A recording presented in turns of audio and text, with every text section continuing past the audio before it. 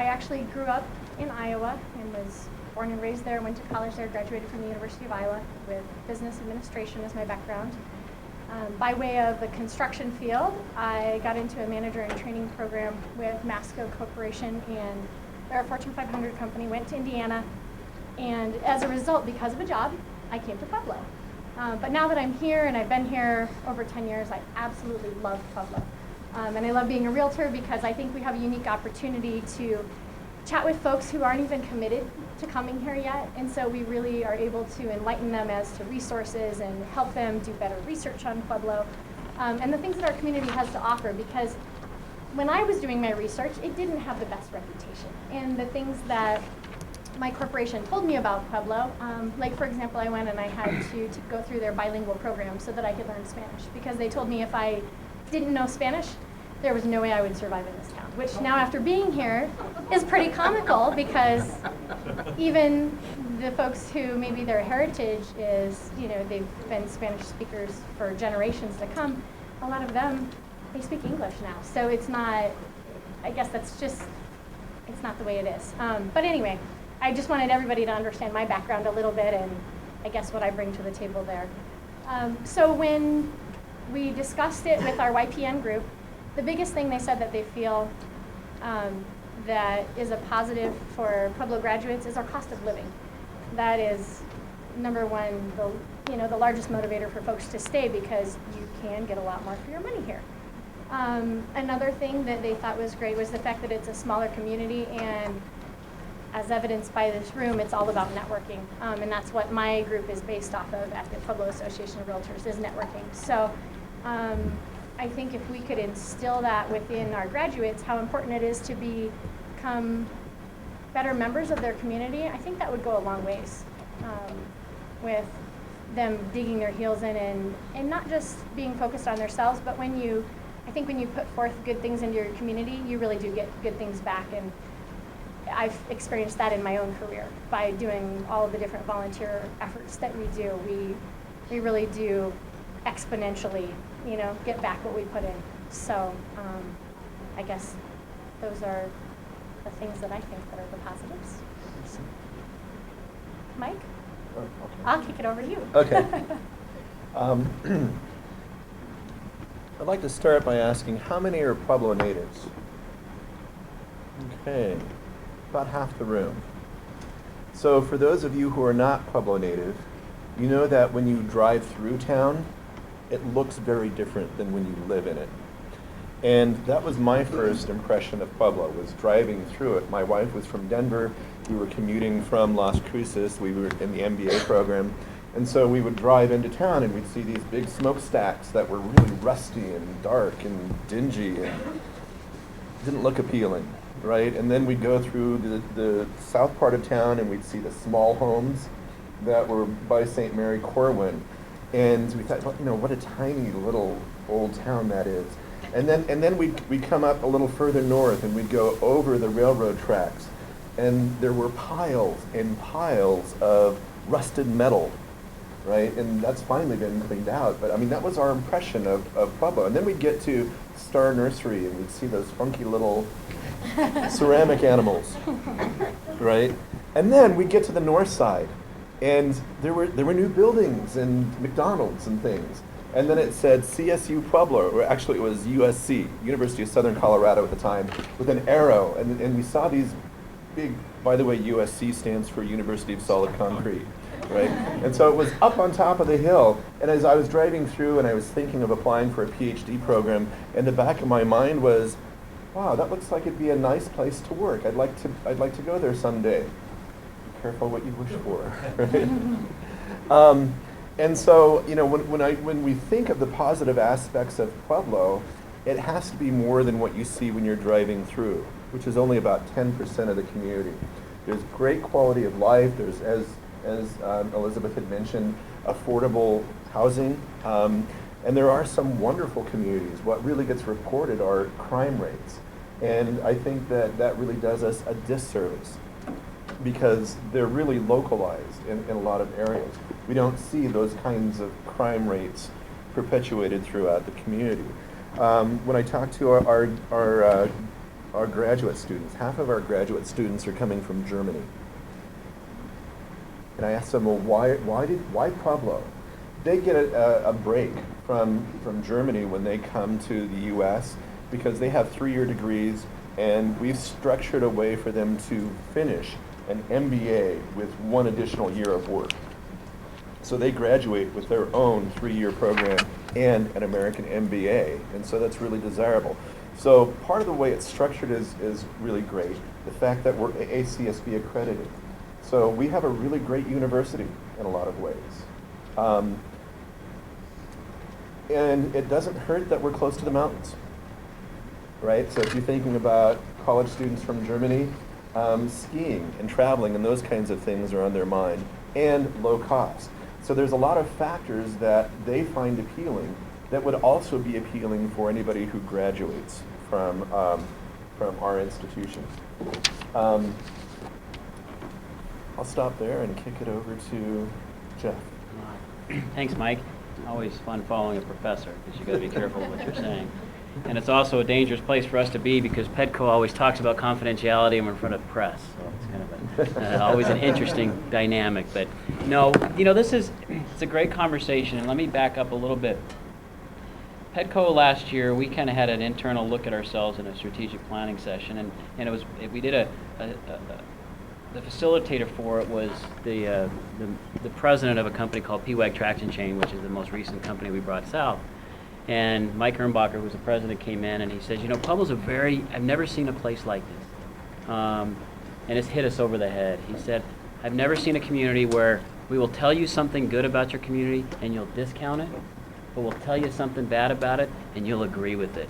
He says, I've never seen a community like that. And so we started thinking about it, looking at it, and it caught us off guard, and he was dead right on it, because we're very good about, of loving our negative aspects about it. So we started really looking at the positives of it. We started looking at the community, what we can do. And part of this, one of the things that we're chasing is this outdoor recreation industry. We talk about the amenities that are in Pueblo, and we really never embraced it.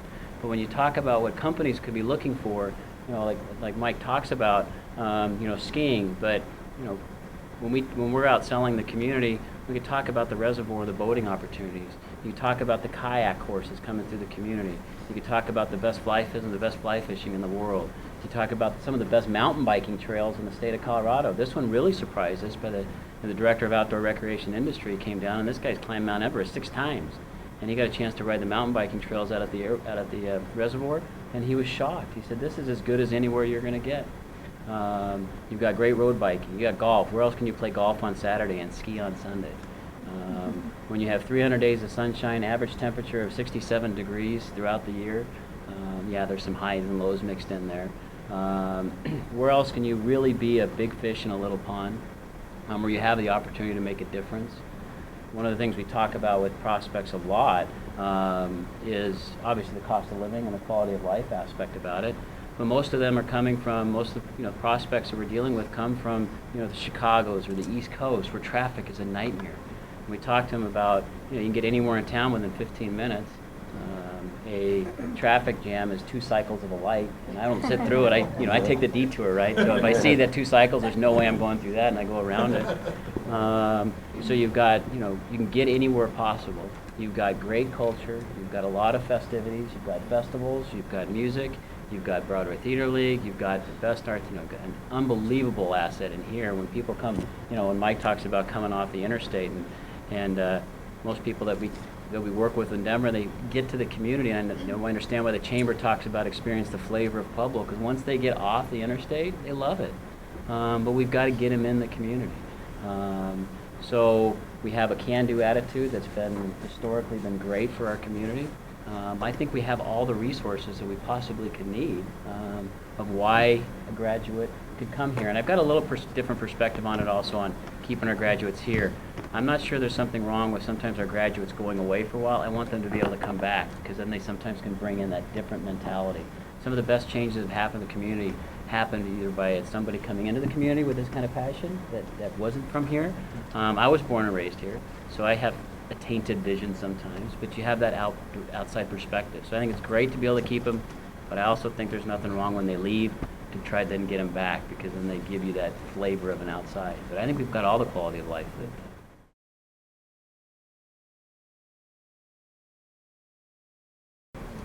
Well, we collectively felt that it was potentially a lack of jobs at the level. We have a lot of entry-level positions, and then it seems like we have a lot of management positions, but maybe there's not as many opportunities locally for our graduates. And some of it, again, comes back to that whole who you know. And the longer I'm here in Pueblo, the more I realize it really is about making those connections and networking and whatnot. Also a lack of industry. I mean, obviously Petco's doing their part to try and bring in constantly new businesses to our area, but there's, I think, a huge opportunity there, especially with the new expansion of the interstate. I think that's going to be instrumental in people understanding what a little gem we have even in Pueblo West, because a lot of the folks that I see that are coming down here, 115 is great, but now that we're going to have that bypass and we're going to have all of the new, hopefully, businesses that are coming in on the, I guess it would be the east side of the interstate, where I believe it's Petco that hopes to expand and encourage that growth. Is that correct, Jeff? Mm-hmm. So that will allow a lot of folks who potentially could work in Springs but still live in Pueblo and keep their, homes and their money and everything growing here in Pueblo. I think that if we had more, well, I guess in this goes back, I'm almost jumping into question 3, so maybe I should kick it over to you, because the rest of the thoughts kind of run right into number 3. Did you want to take it next, Jack? I can, if you want. Sure. I don't care. So, just so that we're not. Yeah, so not. Yeah. Yeah, when I look at it, when I looked at that question, one of the biggest challenges to keep graduates, I look at it in the framework of, Petco's in the business of bringing jobs in. So I'm looking at it. We get that question a lot. So it's really, what are we fighting internally to keep companies that maybe companies aren't coming in, and by implication, that's graduates being able to stay or come back. And they're the obvious ones, but it's also how we talk about it. I asked this question at an officers meeting at Petco this morning, and so I asked them, I said, hey guys, what do you think? What's the biggest challenge of keeping graduates here? The first thing they say is jobs, it's the opportunities. So that's the obvious one, but what's doing it? We'll read about it in the paper and we'll talk about it, and sometimes it's the elephant in the room. K through 12 becomes an issue for us. I'm not sure if that's real or if that's perceived, to be honest with you, because there's some great performing schools in Pueblo. We don't talk about them enough. We don't bring people to them. We don't show what the opportunities really are. You can get a great education in Pueblo. You really can. You can get just as good as education here as you can anywhere else. There's some underperforming schools, yes, but we focus on K through 12 issue as being, it's being a limiting factor, but we need to talk about there's some great things happening in K through 12. But it's a limitation. It's something that we have trouble with in the community from economic development. And I know the hospitals have a difficult time recruiting from a medical provider standpoint. So it's a battle that we fight, and I know the medical industry fights it too. If you get into kind of that after graduate and raising the family type, after they start having children, they're looking at it from that perspective. We hear conversations about daycare providers, lack of daycare opportunities, or work-based daycare, or that's some limitations. That's a conversation, but we're not alone. Everybody has those conversations. We're not significantly different than other communities. One thing I think we do have somewhat of a problem with in this community, and this may be tainted by growing up here, is we tend to be splintered or fractured in this community. We divide up by regions, we divide up by where we came from, and so we get into turf battles, we get into silly turf battles. And from our perspective, and that's what I'm looking at everything from Petco's perspective, it affects our ability because a lot of times companies that are looking to locate here have eliminated us based on what they read in the paper. So when you see some of this stuff going on, understand that we've probably been removed by a couple site selectors. It doesn't mean that we can't get past it, but I think if Pueblo ever wants to get to where we think we can go, we've got all the amenities in place. We have all the tools in place. We just need to get more united and get a united front on it. And the other one that obviously, and I think you guys talked about it the last couple of weeks, I think someone mentioned that the crime rate and the gang problem is out there, and whether that's more than other communities face the same thing, but certainly companies talk to us about that on a regular basis. Do we have a worse crime rate than anybody else? Our conversation is we have we have a crime rate, we may have some gang problems, but if you go to any community, you're going to have that. For some reason, it's just risen to the top right now as far as the conversations that happen on the press side. They seem to get it because the communities they're coming from have the same issues that we have. But I think sometimes we've been held back by other people's definitions of us. We just talked about that. Why can't we get this message out about what an unbelievable community is? We don't talk about it enough. We don't talk about it enough from an economic development perspective, and we don't let the state know that this is the best place to be in Colorado. And when people get off the interstate and I tell people I drive through Denver, and Denver's just as ugly as any place I've ever seen when you drive through it. Pueblo's not, Pueblo's no worse than driving through most of Denver. So I think we have some challenges. I think some of our challenges are more perceived, and some of it is just getting out of our own way, to be honest with you. Picking up on something you said, does the bell ring blue or red? Red. Red, okay. And I grew up on the north side, and I don't live across the river. Yeah, and so, Right now. that's a colloquialism In theory, in Pueblo it's that's charming, Right. but it's also off-putting to Very much so. outsiders. Right. I want to take a step back for a second and talk about the reason why it's really important to keep graduates. 19.1% of our population in Pueblo County has a 4-year degree or better. The average in the state is 36.7%. It really shows up when we start looking at median income. The median income in Pueblo is just under $34,000. It's just over $58,000 average for the state. So I looked at the data from different communities, and it's not a perfect correlation, but it is strongly positively correlated with education. So it really is important to keep graduates. I ask my students informally, every class I teach, so how many think that they'd stay in Pueblo after they graduate? There's no hands. Maybe 1 or 2. Well, how many would stay if there was a really good job? About 70% of the hands go up. That supports the data that I just read from Pew Research. When students graduate, they've got a mountain of debt to pay off anymore. And that first job is critically important, and it's got to be a job that pays so that they can retire some of that debt before they can start thinking about buying a new car or a home or getting married and having kids, because we know those things are expensive. You can laugh. I've got 2 of them. Kids are like $250,000 each to graduate.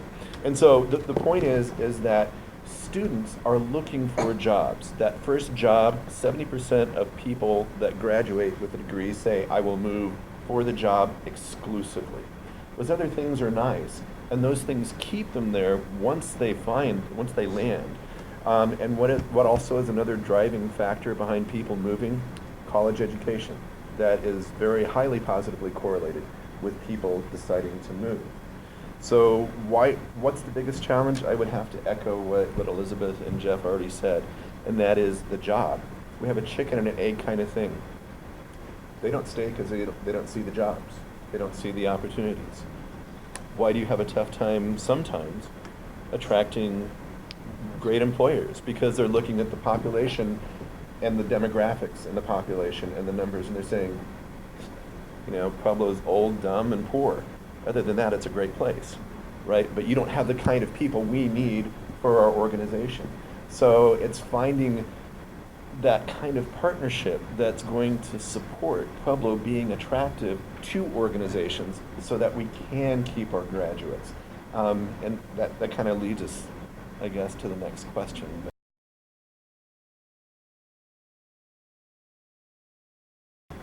Let's see, how can we nail their feet to the floor, kind of? Get them to see the opportunities, show them the quality of life, but we need to find jobs for them. We need to, and if they don't have a job to go into, help them find a way to make their own job. One of the things that I found so appealing about Pueblo was opportunity and all the resources, and if we can share that vision with some of our young people who have ambition and great thoughts in their heads, and then give them a few of the resources to be successful, not only can they stay and create success for themselves, but they can create success and opportunities for others. So some of the opportunities might be homegrown, grassroots. When we've looked at organizations like, or communities like Carbondale, I visited with some folks up there, and they're really big on economic gardening. And so they looked around and said, we can't find organizations to come to our community. What skills do we have? What people do we have that we can build great organizations around? And they did exactly that. That doesn't mean we can actually change everything by grassroots effort, but it can be really important. And we can strategically identify key industries that would be really important to Pueblo. Things like tourism. There's a lot of people going up and down the interstate every day. If we can pull them off the interstate and get them to stay overnight, that could be really huge in the number of jobs that are driven from tourism. And then I think the partnership that I alluded to earlier between the community and Petco and city government, talking about how we can support one another. There's a synergy between what happens at the university and what happens in the community. That can be a big driver for entertainment, sporting events, educational opportunities. That can be, I think, a great driver. I'd like to kick that one to Jeff, because we talked about that just in the corner as we were. From what perspective? The partnership between the institution, Petco, city government. Well, yeah, let me... I don't mean to put words in your mouth. No, that's all right. Let me try to answer it up. And hopefully answer it in this way. But what's going to keep the graduates from Pueblo, or what's going to get people to either have jobs here or get people to come back here? I'd like to say, and I'd love to sit here and say, we'd be able to go out and get a company that's going to employ 5,000 people and it's going to come in and solve our problems, and it's not. No company is going to come outside the community is going to solve our issues that we have. We have a lot of great things going on in the community with collaboration, from workforce training, workforce development, how we're trying to collaborate with all the organizations working together, instead of kind of doing this turf battle and you do this and we'll take this, but understand how it's all working together. But one of the biggest things that's affecting economic development nationwide is a workforce shortage. It's a skilled workforce shortage. With baby boomers retiring, and the skilled workforce, especially in the manufacturing side, there's a lack of, I don't want to say talent, there's a lack of people interested in going into that or moving into that direction. We can spend a lot of resources, and CSU does a great job with it, PCC does a great job with it, the community's focused on it.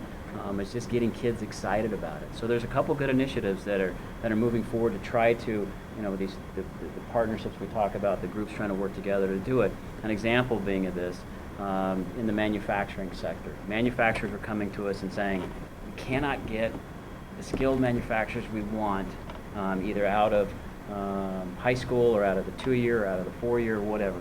How can we work on it? So the Southern Car Manufacturing Group, which Petco works on, and CSU participates in, PCC, and everybody came up and said, well, actually, where we need to start getting people interested in this isn't in the high school, isn't in college, it's in the middle school, it's before. Get them excited about this kind of a career field and this opportunity.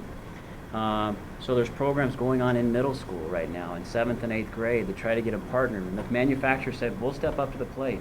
We will partner with you, and we'll put them through, take them tours through it. We'll be a mentor. We'll try to start training them. And they understand that these guys, even if these graduates come through after high school or college, they may not come back to them. But they're fostering that relationship, that they're growing them early. I always said, kind of tongue-in-cheek, I said, we could take, how much.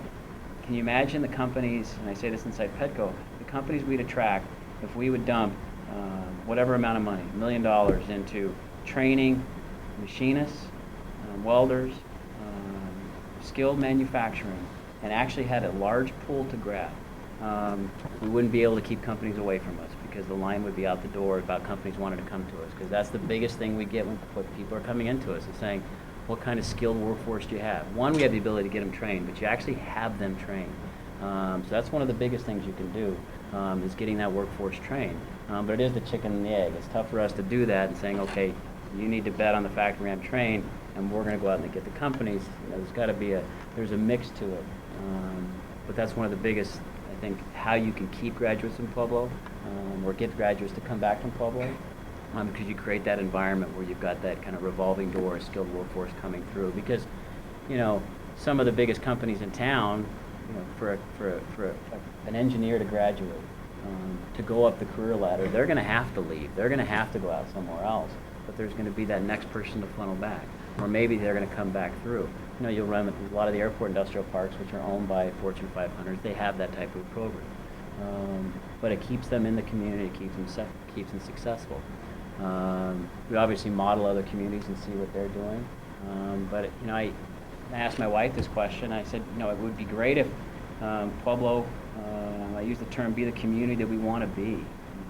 Live the community that we want to be the united community we want to be, and it'll happen. I'm convinced it'll happen, and we'll start working together. We've got that can-do attitude and that can-do spirit, but we do need to invest some time, and can't just expect PEDCO or CSU or PCC or workforce, them to take care of it. We've got to grab this, whatever problems we have in a community-wide, and don't wait for the state to help us out on it. We got to do it ourselves. I hope that answered the question kind of a roundabout way. Yeah, I probably shouldn't be posing the questions. It's okay. Elizabeth, what did you have for me? If I could kind of draw off of what Jess said, obviously having the skilled workforce would be very beneficial. But in order to ultimately keep the graduates here, we felt that a lot of the local aspects that we maybe don't tout enough are things that we should be encouraging our young folks to become a part of, because the more ingrained you are in a community, the more likely you are to stay. And that whole, what you put out, you get back tenfold, I really do believe that's true. And so it is sort of, if we could form a partnership of some kind where we are starting with the kids, when they're in middle school, and we get them to see the opportunities that are here in Pueblo, and a lot of businesses in Pueblo are small. And so another challenge for us is going to be healthcare. Obviously, there's a lot of issues with healthcare, and maybe there's a bunch of graduates who have these fantastic ideas, and Pueblo is a great community for supporting its own. A lot of people say, well, I'd like to go with this company because they're local. Pueblo is wonderful about doing that and supporting people. But when it comes back to the bigger challenges of startup costs and having investors with money that are willing to take chances on those people that have those ideas, I think it would be huge if we were able to, pool our resources and pool our monies together so that maybe we can start supporting our youth that are coming out of college and have these great ideas, and maybe they want to start, maybe it's a small corporation and it only employs, 5 to 10 people. But nonetheless, that's 5 to 10 jobs that we didn't have before. So even not necessarily focusing only on encouraging a skilled workforce, but encouraging, one of the things that I've come to love about Pueblo is all of the small businesses that are here. Maybe that's one of the things that we have to offer, is Pueblo is a place to grow your small business, because Pueblo really does embrace its entrepreneurs and whatnot. And I think your guys' program that you're heading up is fantastic. It really encourages entrepreneurship within our community and gets kids excited. The show like Shark Tank, for example, where you could go in and you have all these fantastic entrepreneurs who just need some help and need those relationships within the communities. That again goes back to the networking and then having the money to support those ideas. And going forward, if we could take all the, because like you said, one huge corporation isn't going to solve all our problems. And it's us as a community thinking forward and understanding we have huge opportunity here, and huge opportunity for the youth that are coming up within our community to really, dig their feet in and want to stay here, become a member of the community, and create jobs for fellow workers. And that kind of thing is, to me, is so exciting. And the whole sports mecca thing, I think there's a huge missed opportunity just from, the standpoint of the fact that we do have almost round the year amazing weather. Granted, we get our cold snaps and we get our monsoon season and all of that, but if someone could really develop that sports mecca, what a huge opportunity for those jobs that we need created if we had this amazing sports complex where people would come from neighboring states even come in and see our community and just encourage growth and encourage excitement about all that Pueblo has to offer. And furthering the Riverwalk, all the opportunities that we have down there. The Riverwalk is amazing, and I think we need to continue expanding on that, because if there was some way, like you say, when you're driving through, that you could catch a glimpse of what's so beautiful that we have downtown, I think it really would help to draw folks in and go, I want to go eat on the Riverwalk. It's not San Antonio, but it's Pueblo. Obviously they've got something really neat going on here, and then that would draw people off the interstate, draw them into our communities, and all of our festivals we've got going on. We have so many amazing things to offer here in Pueblo that we really, I think, need to focus on that with our graduates, and that even if they're willing to create their own jobs, we would be willing to support that.